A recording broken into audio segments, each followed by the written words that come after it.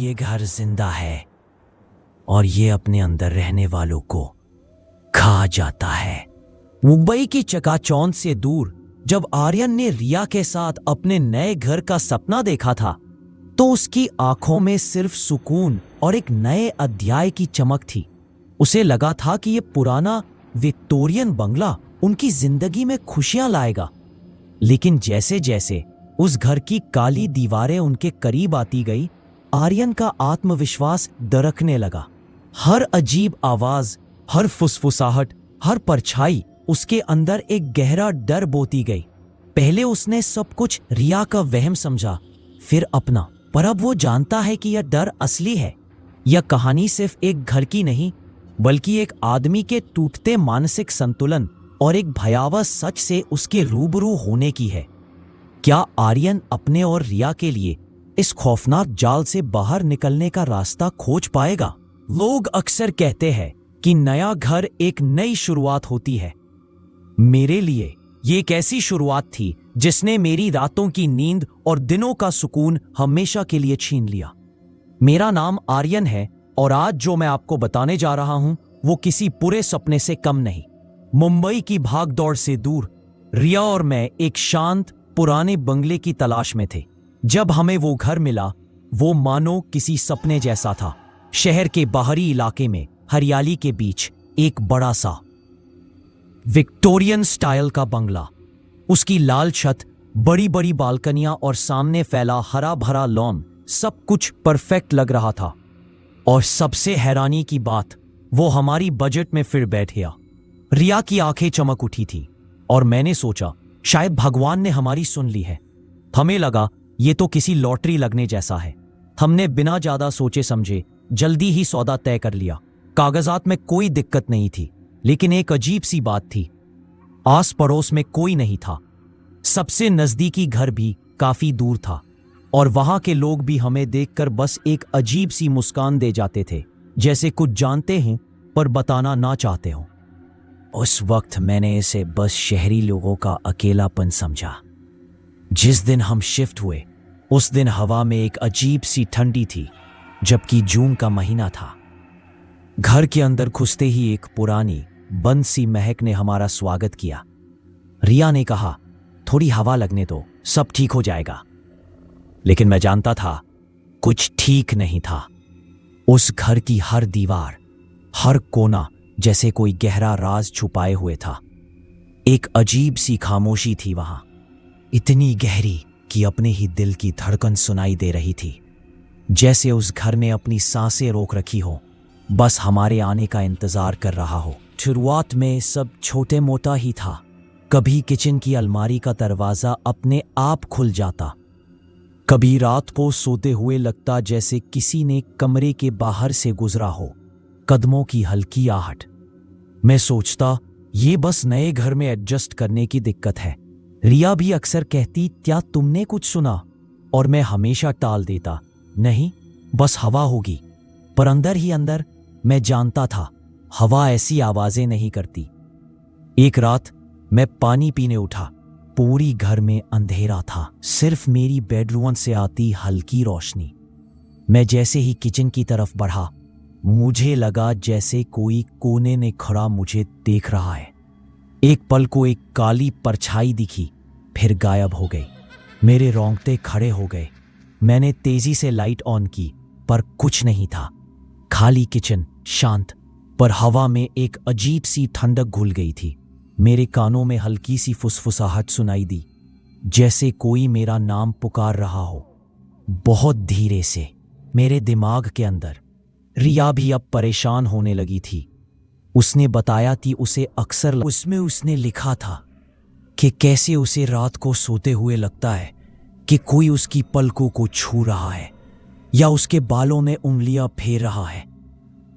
मुझे लगा वो डर रही है, शायद तनाव में है। मैंने उसे डॉक्टर के पास जाने को कहा, पर उसकी आंखों में जो डर था वो असली था। धीरे धीरे बातें और बढ़ने लगी। हमारे पालतू कुत्ते बड़ी ने घर के एक कोने में जाना ही छोड़ दिया था।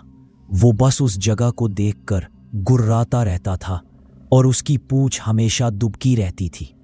उस कोने से अक्सर हमें हल्की सड़ी हुई नम मिट्टी जैसी गंध आती थी। मैंने कई बार उस कोने को साफ किया, पर गंध नहीं गई। ऐसा लगता था जैसे वो गंध दीवार के अंदर से आ रही हो। एक शाम रिया और मैं हॉल में बैठे थे, टीवी देख रहे थे। अचानक मेरे सिर के ठीक ऊपर, दोस्तों, अगर आपको मेरी यह कहानी पसंद आ रही है तो लाइक करना मत भूलिएगा। कमेंट करके बताइए आपको सबसे ज्यादा क्या डरा रहा है। अपने दोस्तों के साथ शेयर करें और हमारे चैनल को सब्सक्राइब जरूर करें ताकि आप ऐसी और डरावनी कहानियां सुन सकें। आपका साथ हमें और ऐसी डरावनी कहानियां लाने की प्रेरणा देता है। अगले कुछ दिन हमारे लिए नर्क से कम नहीं थे। रात को दरवाजे खटकने लगते, फर्नीचर अपने आप खिसकने लगता। कभी कभी हमें लगता जैसे कोई हमारे बेडरूम के दरवाजे के बाहर खड़ा है और हमें घूर रहा है। हम सोने से डरने लगे थे। नींद में भी अजीबोगरीब सपने आते, जैसे कोई हमें किसी अंधेरे कुएं में खींच रहा हो। हर सुबह हम थके हुए और डरे हुए उठते थे। हमें लगा शायद इस घर में कोई आत्मा है जो हमें परेशान कर रही है। एक रात बारिश बहुत तेज हो रही थी, बिजली कड़क रही थी और हवा जोर से सन कर रही थी। हम दोनों डरे हुए अपने कमरे में दुबके थे। तभी घर के सबसे पुराने हिस्से से, जो कि स्टोर रूम के पास था, एक धीमी डरावनी आवाज आने लगी, जैसे कोई सिसक रहा हो। रिया का चेहरा पीला पड़ गया। मैंने उसे कमरे में रहने को कहा और खुद हिम्मत करके टॉर्च लेकर उस तरफ बढ़ा। जैसे जैसे मैं आगे बढ़ रहा था, हवा में ठंडक और सड़ी हुई गंध तेज होती जा रही थी। मेरी धड़कनें बेकाबू थी। स्टोर रूम का दरवाजा थोड़ा सा खुला था और अंदर से वो सिसकने की आवाज और साफ सुनाई दे रही थी। मैंने दरवाजा हल्का सा धक्का दिया। अंदर घुप अंधेरा था। मैंने टॉर्च जलाई और जो देखा, मेरी सांसें अटक गई। सामने की दीवार पर एक धुंधली परछाई, एक औरत की आकृति आधी हवा में तैरती हुई धीरे धीरे हिल रही थी। उसके बाल बिखरे हुए थे और वो धीरे धीरे अपने हाथों से अपना चेहरा ढककर रो रही थी। मैंने टॉर्च उस पर सीधी की और वो धीरे धीरे हवा में घुलने लगी, जैसे पानी में नमक। मैं ठिठक गया। मेरी रीढ़ में एक ठंडी लहर दौड़ गई। उसी पल मेरे कानों में एक ठंडी फुसफुसाहट सुनाई दी, बिल्कुल मेरे कान के पास। ये घर मेरा है। मैं चीखते हुए वापस भागा रिया के कमरे में। अगले दिन मैंने घर के बारे में और जानने का फैसला किया। आस पड़ोस के लोग जो पहले चुप रहते थे, अब हमें अजीब नजरों से देखने लगे थे। एक बूढ़ी औरत जो पास के गांव में रहती थी, जब मैंने उससे घर के बारे में पूछा तो उसने अपना माथा ठोक लिया। उसने बताया कि यह घर कई दशकों से खाली पड़ा है। हर परिवार जो इसमें रहने आया वो या तो पागल हो गया या गायब हो गया। उसने फुसफुसाते हुए बताया कि लोग कहते हैं ये घर जिंदा है और ये अपने अंदर रहने वालों को खा जाता है। मुझे उसकी बात पर विश्वास नहीं हुआ, पर मेरे अंदर डर गहरा होता गया। रिया की हालत दिन ब दिन बिगड़ती जा रही थी। उसे अब दिन में भी चीजें दिखने लगी थी। एक दोपहर मैंने उसे हॉल में अकेले देखा। वो एक खाली कोने में घूर रही थी और अपने आप से बातें कर रही थी। उसके होंठ हिल रहे थे, जैसे वो किसी अदृश्य व्यक्ति से बात कर रही हो। जब मैंने उसका नाम पुकारा तो वो झटके से मेरी तरफ मुड़ी। उसकी आंखें लाल और सूजी हुई थी। उसकी आंखों में एक अजीब सी चमक थी, जैसे वो रिया की आंखें ना हो। उसने मुझसे कहा, ये लोग ये मुझे यही रहने को कह रहे हैं, ये मुझे छोड़ेंगे नहीं। उसके स्वर में एक अजीब सी खुरदुरी थी जो उसकी आवाज नहीं थी। मैंने उसे कसकर गले लगा लिया। मेरा दिल बैठ गया था। हमें इस घर से निकलना था तुरंत। हमने पैक करना शुरू किया। तभी रिया जोर से चीखी। उसके हाथ में एक पुरानी धूल से भरी डायरी थी जो उसे बेड के नीचे मिली थी। वो डायरी सालों पुरानी लग रही थी। उसके पन्ने पीले पड़ चुके थे और उस पर अजीबोगरीब चित्र बने थे। रिया ने कांपते हाथों से उसे खोला और जो हमने उसमें पढ़ा उसने हमारी दुनिया ही हिला दी। वो डायरी उस घर के पहले मालिक की थी, जिसका नाम जोरावर था। डायरी में जोरावर ने लिखा था कि कैसे उसे एक प्राचीन तांत्रिक विद्या का जुनून था।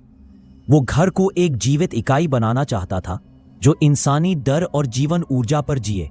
उसने डायरी में लिखा था कि उसने इस घर की नींव में कई बलिदान दिए थे। कई लोगों को इसके अंदर समाहित किया था ताकि घर में प्राण आ सके। उसने इसे आत्माओं का डेरा कहा था। डायरी के आखिरी पन्नों पर उसकी हैंडराइटिंग पागलों जैसी हो गई थी। उसमें लिखा था, ये घर मुझसे बात करता है, ये मुझसे और आत्माएं लाने को कहता है, ये भूखा है, मैं इसका हिस्सा बन गया हूं, तुम भी बनोगे। रिया और मैं एक दूसरे को देखते रह गए। ये सिर्फ आत्माओं का अड्डा नहीं था, ये घर खुद एक राक्षस था। उन भूतों का डेरा नहीं था, बल्कि वो आत्माएं तो घर की ही शिकार थीं, जो अब इस घर के जाल में फंसी हुई थी और शायद हमें भी फंसाने में मदद कर रही थी। वो चीखें, वो परछाइयां, वो सब हमें डराने और हमें कमजोर करने के लिए थी, ताकि ये घर हमें आसानी से खा सके। हमें याद आया आस पड़ोस के लोगों की वो अजीब मुस्कानें, वो बूढ़ी औरत की बात कि ये घर जिंदा है और खा जाता है। हर चीज अब समझ में आ रही थी। अचानक पूरे घर की लाइटें टिमटिमाने लगी, दीवारें कांपने लगी और एक गहरी गड़गड़ाहट जैसी आवाज पूरे घर में गूंज उठी। रिया ने डायरी फेंक दी और डर के मारे मेरे पीछे छिप गई। हमारे कानों में हजारों आवाजें एक साथ गूंजने लगी, जैसे कई लोग एक साथ चीख रहे हो, रो रहे हो, फुसफुसा रहे हो। ये सब वो आत्माएं थी जो इस घर में फंसी हुई थीं, और शायद घर ही उन्हें हमसे बात करने के लिए इस्तेमाल कर रहा था। हमने भागने की कोशिश की, दरवाजा खोलने के लिए मैं आगे बढ़ा, पर दरवाजा अंदर से बंद हो चुका था। खिड़कियों पर जैसे कोई अदृश्य दीवार आ गई थी। उस घर में हमें अपने अंदर कैद कर लिया था। पूरी घर में एक भयानक ऊर्जा भर गई थी। दीवारें सांसें ले रही थीं, उनकी दरारों से काली चिपचिपी चीजें रिसने लगी, जैसे घर का अपना खून हो। मेरे सामने हॉल में वही औरत की परछाई फिर से दिखी, पर इस बार वो अकेली नहीं थी। उसके साथ कई और काली आकृतियां थीं। बच्चों से लेकर बूढ़ों तक सभी अपनी सूनी आंखों से हमें घूर रहे थे। उनका मकसद साफ था, वे हमें उस घर का नया शिकार बनाना चाहते थे, ताकि घर अपनी भूख मिटा सके। हमने चीखना चाहा, पर हमारी आवाजें गले में ही अटक गईं। घर की दीवारें धीरे धीरे हमारी तरफ झुकने लगी, जैसे वो हमें निगलने आ रही हो। हमें लगा कि हम अब इस घर से कभी बाहर नहीं निकल पाएंगे। रिया की आंखों में मैंने वही बेबसी देखी जो शायद जोरावर की डायरी में लिखी थी। उस वक्त हमें लगा कि हमारा अंत निश्चित है, लेकिन पता नहीं कैसे, शायद मौत के डर ने हमें अदम्य शक्ति दी। हम दोनों ने एक साथ घर का मेन डोर तोड़ा और बाहर की तरफ भागे। हम अंधेरे में बिना देखे बस भागते रहे, जब तक हम उस घर की सीमा से बहुत दूर नहीं आ गए। हमने मुड़कर देखा, वो भयानक घर अंधेरे में खड़ा था। उसकी काली खिड़कियां हमें घूर रही थीं, जैसे किसी राक्षस की आंखें हों। हमें लगा जैसे हमने अपनी जान बचा ली, पर सच कहूं तो हम कभी उस घर से पूरी तरह नहीं निकले। उस घर का डर, उसकी फुसफुसाहटें, उसकी सड़ी हुई गंध आज भी मेरी रूह में बसी हुई है। रिया और मैं आज भी रातों को चौंक कर उठ जाते हैं। हम आज भी कहीं भी पुरानी चीजें देखकर डर जाते हैं। हमारा वो नया घर सचमुच भूतों का डेरा निकला, पर वो भूत खुद इस घर के शिकार थे। वो घर आज भी वही है, अपने अगले शिकार का इंतजार कर रहा है। उसकी काली दीवारें आज भी मेरी रूह कंपा देती है।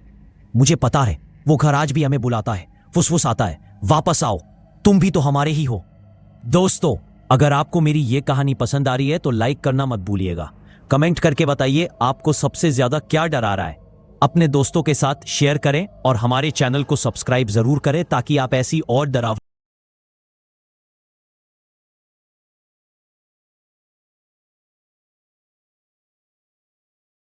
मेरी कहानी सुनी इसके लिए बहुत धन्यवाद।